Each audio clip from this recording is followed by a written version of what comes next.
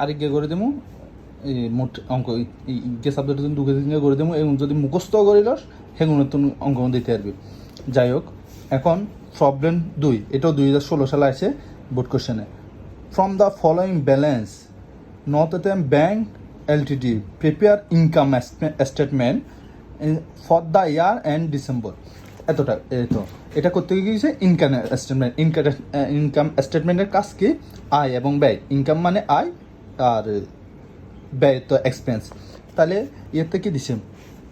Share capital, share 1 lakh টাকা, reserve fund আছে যে 4 লাখ টাকা, এগুলো লাগবে যে মালিকানা সত্ত্বে। Fixed deposit account, fixed deposit account লাগবে যে মালিকানা সত্ত্বে। তাহলে সেভিং ডিপোজিট অ্যাকাউন্ট মালিকানা সত্ত্বে। কারেন্ট অ্যাকাউন্টও লাগবে মালিকানা সত্ত্বে বা ইয়েতে সম্পদে। তারপর মানি at call the short notice, এটা মানে ইনভেস্টমেন্ট মালিকানা সত্ত্বে যাব। স্যালারিস একটা খরচে যাইব। তাহলে ইন্টারেস্ট অফ অ্যাকুইড রিসিভেবল যাব যে ইন্টারেস্ট অফ অ্যাকাউন্ট রিসিভেবল যাবে যে মালিকানা সত্ত্বে বা সম্পদের এটা কাজ নাই। ইয়ে করে যে ইনকাম স্টেটমেন্ট, রেন্ট হচ্ছে খরচ, ডিভিডেন্ড রিটার্নিং এটা খরচ, জেনারেল এক্সপেন্সের খরচ আইব। ইনকাম স্টেটমেন্টের ক্রেডিটের কাজ আছে। প্রিমিসেস একটা সম্পদের ডেপ্রিসিয়েশন আইব। Cash on hand, cash on bank, cash on without bank, loan, এই তিনটা হচ্ছে সম্পদ। লোন ফ্রম ব্যাংক এটা হচ্ছে যে দায়। ডিসকাউন্ট অ্যান্ড ইন্টারেস্ট, এটা ইন্টারেস্টের ওখানে ডিসকাউন্টে বাদ যাবে। বিল পারচেস অ্যান্ড ডিসকাউন্ট এটা একটা ইয়েতে কাজ আইব। কাজিং কটা আইব দেখা দেবো। তার বিল ফেবল 1 লাখ টাকা, লোনস এগুলো সব মালিকানা সত্ত্বে। তারপর ডিভিডেন্ডের কাজ আছে। তা অ্যাকাউন্ট ফেবলের জায়গা দায়ের কাজ। সমন্বয় হরে দিয়ে rebate of unexpired bill fast discount, bill এগুলো সব সময় মানে প্রথম দিকে কাজ হয়ে যায়।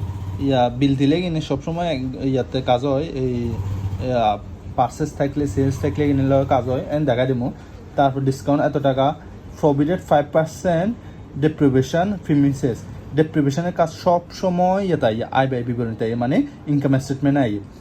তাহলে আছে না ফিমিস 5%। ইট ইজ ইসেন্ট্রিয়াল টু প্রভিড টাকা 30,000 প্রভিশন ফর ব্যাড ডেটস। ও একটা ছোট অঙ্কতে করেছিলাম provision for bad debt. The value of stationery value 31 December 2016 was টাকা 1,000 টাকা। স্টেশনারি 1,000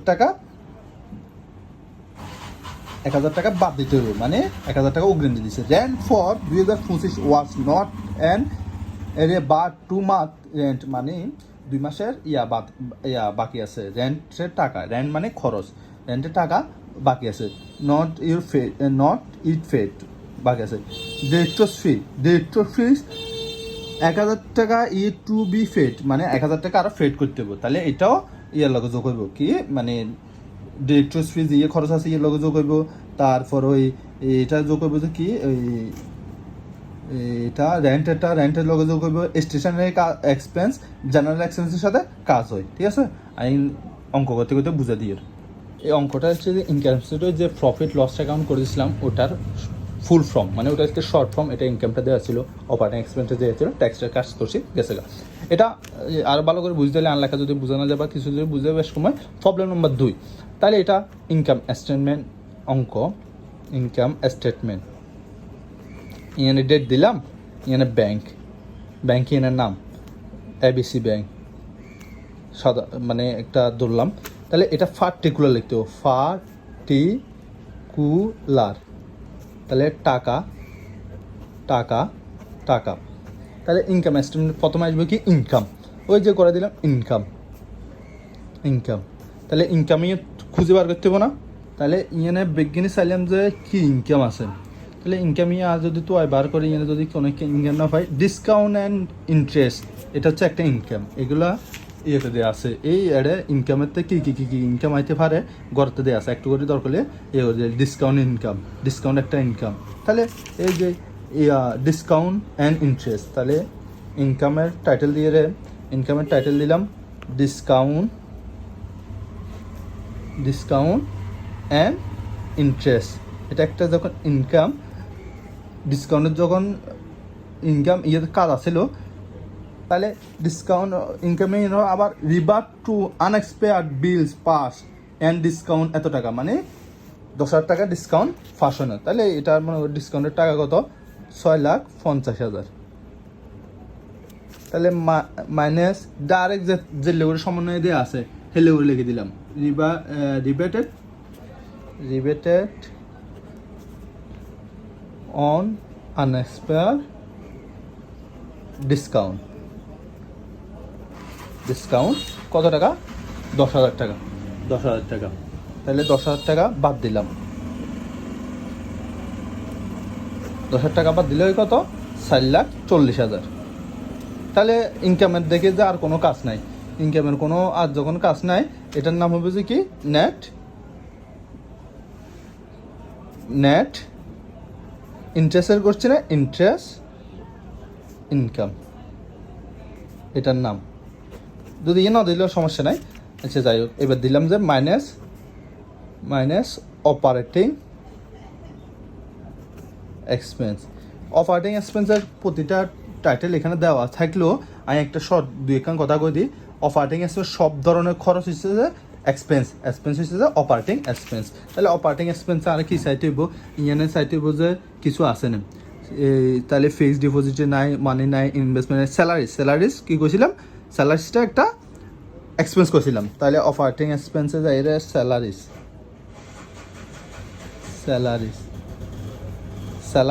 কত? স্যালারিস দিচ্ছে যে কত? 80,000 টাকা। তাহলে 80,000 টাকা ইয়ান একখান কিন্তু সমন্বয়ের কাজ দিয়েছে, ইনক্লুডিং ডিরেক্টর ফি 500 টাকা, মানে স্যালারিসের ভিতরে ডিরেক্টর ফি 5,000 টাকা জমা আছে। তাহলে দিমু যে কি স্যালারির ভিতরে যদি জমা আছে, একজনের 80,000 টাকা দিছি, 80,000 টাকা দিয়ে রে সাপোজ হয় তৈদের 80,000 টাকা দিলাম, এই বেতন হাইব যে মনে কর তোর বেতন 80,000 টাকা, আইন তৈদের কইম যে ধর এখন এটিতে দিয়ে তোর 1,000 টাকা কাটিলেস, মানে ডিরেক্টর ফিস টাকা গুণ তুই কিন্তু লইলেস। তাহলে যদি হিয়ে নয়, তাহলে মাইনাস ডিরেক্টর ফি লিখতে হবে না, ডিরেক্টর ফি কত? 5,000। তাহলে মাইনাস 5,000 হলে কত? 75,000। আচ্ছা, এর কাজ ইয়ান করতে হইব, কারণ এগুলো হচ্ছে যে অপারেটিং এক্সপেন্সের কাজগা করে এই পাশে টাকা নিয়ে যেতে হবে। তাহলে ইয়ান হচ্ছে যে 80,000, ইয়ান হচ্ছে 5,000, তাহলে মাইনাস গেলে 75,000 স্যালারিসটা পাই গেলাম। তাহলে ইয়ান আর সাইডে বোঝা আর কিছু আছে না, ডিভিডেন্ড রিটার্ন হইতো না, ইনকাম স্টেটমেন্ট এটার কাজ হচ্ছে লাস্টে ক্রেডিট, ইনকাম স্টেটমেন্ট অঙ্ক করেছিলাম, প্রফিট অ্যান্ড লস অ্যাকাউন্ট, এগুলোর profit and loss account, income statement, credit, last এই যে পয়েন্টগুলো থাকবে এগুলো সব মিলে একটা। তাহলে ক্যাশ অন হ্যান্ড হইতো না, ফিমিসেস এটার যাবে, ডিপ্রেশন যাবে, লোন হইতো না, ডিসকাউন্ট হইতো না। তাহলে আর কি আছে চাইতে বলে, আর এটা এর চাইতে বলে এদিকে রেন্ট আছে, এদিকে রেন্ট, এই রেন্ট খরচ, রেন্ট মানে একখান বিল্ডিং রয়েছে, বিল্ডিং খরচ আর কি। তাহলে রেন্ট মানে ভাড়া আর কি। তাহলে রেন্ট দিলে রেন্ট কত? 80,000 টাকা। ওই সমন্বয় হরিলে দেবো, প্রশ্ন হরবে সমন্বয় হরিলে দেবো। সমন্বয় একটা জিনিস রেন্টে দেখছিলাম কোনান দি ওয়াশ টাকা 1,000 rent for the not in এরিয়ার বাট, মানে 1,000 টাকা যায় না, ওই মানে পরিশোধ করা সরি কি কইছে যে 1,000 টাকা রেন্ট পর 2,000 বা 2 মান্থ। আচ্ছা 2 মান্থ রেন্ট বাকি আছে। তাহলে যদি মূল রেন্টের টাকা যদি হয় যে 20,000 টাকা, 20,000 টাকা রেন্টের টাকা, তাহলে 2 মাসের বাকি আছে। তাহলে 2 মাসের বাকি আছে, দেয়া গেছে কত মাসের? দেয়া গেছে যে 10, মানে অঙ্ক তো 1 বছরের যদি 2 মাসের বাকি থাকে 20,000 টাকার বাকি আছে কত? রেন্ট যদি এই 20,000 হয়, দেয়া গেছে কত? 10 মাস, 10 দিবাগ হলে 1 মাসের কত বাড়বে না, 10 দিবাগ দেওয়া যায় না ক মাসের? 2 মাসের। 2 মান্থ কইছে না, 2 মাস 2 দিয়ে গুণ। তাহলে 10 দিবাগ করলে এসে যায় কত? এই 2,000 2 দিয়ে গুণ করলে কত হয়? 4,000। তাহলে 4,000 টাকা দেওয়া যায় না। তাহলে 4,000 টাকা যদি দেওয়া না যায়, তাহলে বুঝে কত? 24,000। তারপর খরচ কি চাইতে হইব। তাহলে খরচ যদি কি চাইতে হয়, তাহলে একটা কথা বলছিলাম, যত ধরনের এক্সপেন্স আছে, যত ধরনের এক্সপেন্স লেখা থাকবে নিশ্চিন্তে আইব। তারপর রেন্ট, তারপর হচ্ছে যে স্যালারিস এগিন যে মাথা রাখতে হবে যে এটা খরচ এখানে ইন্টারমিডিয়েটে হলে যাতে মনে থাকে। আচ্ছা যাই হোক, জেনারেল এক্সপেন্স, তাহলে জেনারেল এক্সপেন্স কত দেওয়া আছে? জেনারেল এক্সপেন্স দেওয়া আছে 15,000 টাকা, 15,000 জেনারেল এক্সপেন্স 15,000 টাকা। তাহলে 15,000 যদি থাকে, আবার এখানে একটা কথা হচ্ছে এক্সক্লুডিং স্টেশনারি 5,000 টাকা। এখানে কিন্তু আবার মানে এই 15,000 টাকা তো 1,000 টাকা আরেকজনের টাকা ঢুকে দিছে, তাহলে ওইটা বাদ যাবে না, মাইনাস স্টেশনারি, তাহলে 5,000 বাদ গেলে অর্ধেক 10,000। ঠিক আছে, ফিটা কাজ করে ফেললাম। এখন কত হচ্ছে খরচ, আর কি আসতে পারে? খরচ তো এখানে কিছু দেখা যান না। তাহলে খরচ একটা জিনিস, এই যে স্যালারিসের মধ্যে ডিরেক্টর ফিটা আসিল, স্যালারিসের মধ্যে 20-80,000 মধ্যে ডিরেক্টর ফি আসিল। ফি মানে হচ্ছে যে খরচ, তাহলে ডিরেক্টর ফি এটা একটা এন্ট্রি না, ওর স্যালারিস থেকে বাদ দিছি, কিন্তু অঙ্ক তো এর কাজ হয় নাই। তাহলে ডিরেক্টরস ফি কত আসিল? 5,000 টাকা, 5,000 টাকা লিখলাম। তাহলে ওই সেম নিয়মে একটা জেনারেল এক্সপেন্সে স্টেশনে আছে না, স্টেশনের একটা খরচ না, যদি স্টেশনের খরচ হয় স্টেশনারি এটা উঠবো না, তাহলে স্টেশনারি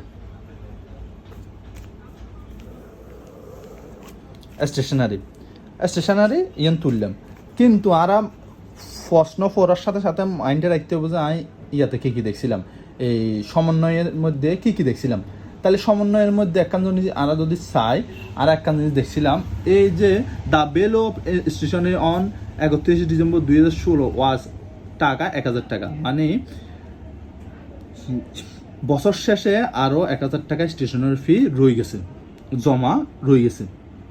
তাহলে ইয়ান যাতে স্টক মিলে স্টকের যাতে খরচের মিলে যাতে ইয়ানা 5,000 টাকা স্টেশনের ফি ইয়ান উঠছে, তাহলে 1,000 টাকা যে স্টক থাকি গেছে গত বছরের যে স্টক থাকি গেছে, তাহলে স্টক যে থাকি গেছে ইয়ানের করতে হবে না, বাদ দিতে হবে না। তাহলে লিখতে হবে যে কি স্টক স্টেশনারি 1,000 টাকা। যদি স্টক 1,000 টাকা হয় তাহলে মাইনাস থাকে যার কত 4,000 টাকা। তাহলে সব ধরনের খরচ আসছে না। এবার আইএন উঠিলে কি খরচ ইয়ান চাইতে হইব। তাহলে একখান কথা কইছিলাম, এই ইয়ান একটা প্রশ্নতে দিয়েছিল প্রভিডেন্ট 5% ডিপ্রেশন অফ ফ্রিমিসেস। তাহলে ফ্রিমিসেস এখানে লেখা ছিল, এই তো ফ্রিমিসেস এখানে লেখা আছে, তাহলে ফ্রিমিসেস লেখা আছে কত 2 লাখ টাকা। এখন ফ্রিমিসেস, তারপর ফার্নিচার, তারপর এগুলো থাকলে এগুলোর ডিপ্রেশন নিয়েন, মানে এগুলোর ওই অপচয় খরচটা এখানে আসে। তাহলে লিখতে বোঝে কি ডিপ্রিভেশন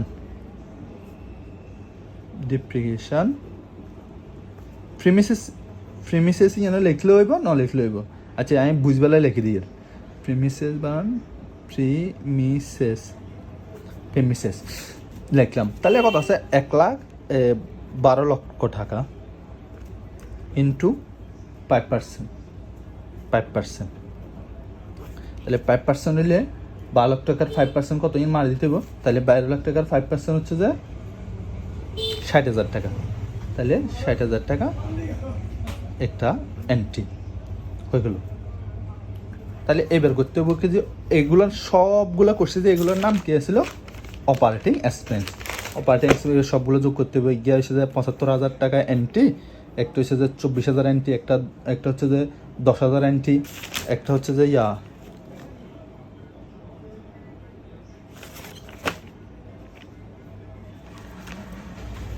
একটা 4,000, একটা 60,000। আচ্ছা আমরা একখান কাজ করতে বলিয়েছি, এই যে আমি যে বারবার ডিরেক্টর ফি যে এটা লিখছি, এটা তো একটা সমন্বয়ে আছে না। তাহলে কত হবে না 5,000 আয় সবসময় অগ্রিম যদি দিয়ে থাকে তাহলে বিয়োগ, আর যদি বকেয়া থাকে তাহলে যোগ। তাহলে বকেয়াটা বুঝতে হবে। তাহলে ডিরেক্টর ফি এখানে মনে হয় এই ডিরেক্টর ফিস টাকা এত টু বি ফেড, মানে 1,000 টাকা আরও ফেড করতে হবে, তার মানে এটা 1,000 টাকা বকেয়া আছে। তাহলে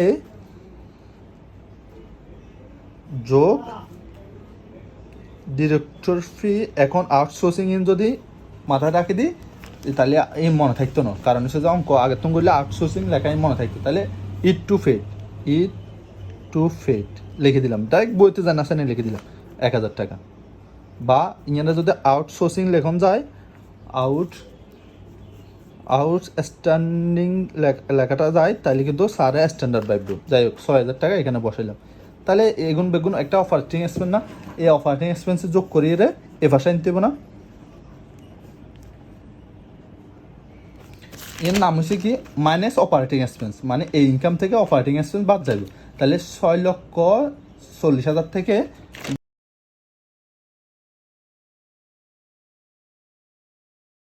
এই যোগ করার পর ইয়ে বাড়েছে। ইয়ের নাম কি ছিল যে, ইয়ের নাম হয়েছিল যে অপারেটিং এক্সপেন্স না, এর নাম অপারেটিং এক্সপেন্স ছিল। তাহলে ইয়ে করলাম, এটা তোর ওই অপারেটিং এক্সপেন্স বিয়োগ দেওয়ার কথা ছিল না, এটা থেকে এই যে বিয়োগ অপারেটিং এক্সপেন্স বিয়োগ লিখছিলাম না, তাহলে বিয়োগ দিলে কত হয় 6,40,000 তো বাদ দিয়ে যে 1,69,000 টাকা বাদ দিলে, তাহলে এই যে 4,61,000, ঠিক আছে 61,000। তাহলে এগিয়ে ওই প্রথম যে অঙ্ক দিয়েতে দেখা দিয়েছিলাম, এতে কি করেছিলাম, যদি ব্যাড ডেপস থাকে, ইয়েতে কিন্তু ব্যাড ডেপস আছে, এই যে প্রভিশন ফর ব্যাড ডেপস কত 30,000 টাকা। তাহলে কি করেছিলাম যে 30,000 টাকা ব্যাড ডেপস থাকলে ব্যাড ডেপস হবে যে তোর এটা থেকে minus operating expense, sorry bad depth. তাহলে তোর প্রভিশন ফর ব্যাড এটা লিখতে পারি, ঠিক আছে। আর ব্যাড ডেপস গেছে প্রভিশন ফর ব্যাড ডেপস কত আছে 30,000 টাকা, 30,000 টাকা এটা থেকে বাদ, তাহলে 4,31,000। এটার নাম কি কইলাম যে এই এটার পর আসবে যে নেট ইনকাম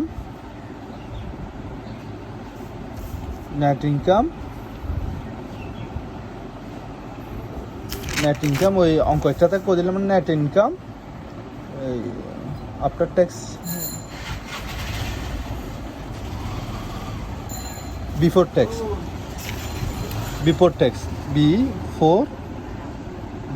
ট্যাক্স মানে ট্যাক্সের আগে ইয়ে।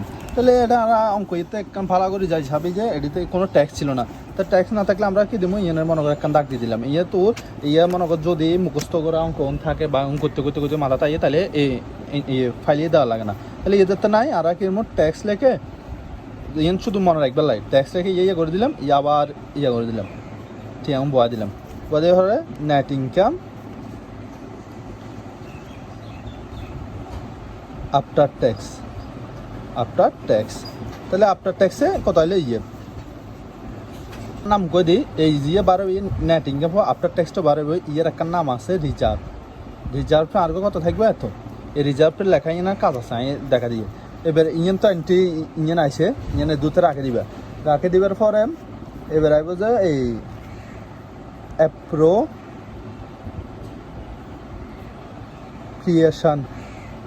অ্যাপ্রোপ্রিয়েশন এটা নাম, এটা মনে রাখতে হইব। মনে যদি একদম না থাকে তাহলে ডাইরেক্ট করে দিলে হইব। এইখানে প্রশ্নতে যদি আয় ইয়েনে গিয়ে আছে এই যে কোন আছে ইনকাম স্টেটমেন্ট 2 লাখ টাকা 2016 ক্রেডিট 2 লাখ টাকা। তাহলে ইনকাম স্টেটমেন্ট 2 লাখ টাকা। সব সময় ইনকাম স্টেটমেন্ট যে থাকে এখন ডিভিডেন্ড বাদ যায়, তাহলে ডিভিডেন্ড এটা টাকা দেয় আছে না, ডিভিডেন্ড রিটার্ন আর্নিং 4 লাখ টাকা। ডিভিডেন্ড হচ্ছে যে কত 40,000 টাকা। 40,000 টাকা বাদ গেলে এই যে 1,60,000 টাকা, 1,60,000 1,60,000। এখন এবার এই যে এ দুটুক আইবার পরে এবার কি করব মাইনাস রিজার্ভ, এই যে কইলাম রিজার্ভ